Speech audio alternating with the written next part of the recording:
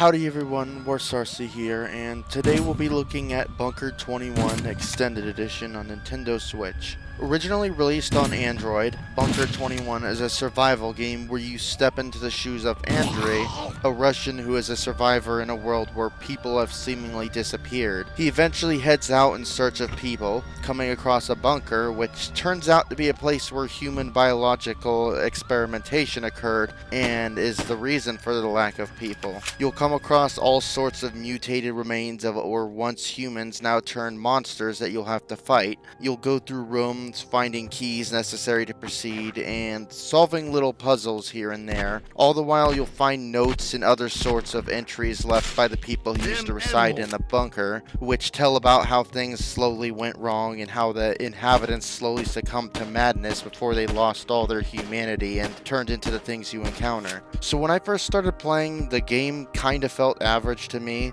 The enemies weren't particularly smart, especially not throughout the whole initial bunker section that proved to be no challenge, and even when they got stronger later on, I always had more healing items than I ever needed, especially from having saved it all up from the first few sections, so they were never really too difficult. There were a few threatening enemies like the Mr. X inspired kind of enemy that keeps getting up after losing their health, as well as a rock throwing giant that continues to respawn every time you kill it, so there are a few exciting encounters here and there, but what ended up drawing me in mostly, however, was the story. At first, it didn't really seem like it was going to be too in-depth, especially when you're introduced with what initially came off as a broken English text-to-speech sounding Russian voice that is your character, being dropped into a small area and gathering sticks, but as you arrive at the bunker and learn more about what's going on and discover the horrors that occurred, it really pulls you into the story. And just when you think the game is over after nearly like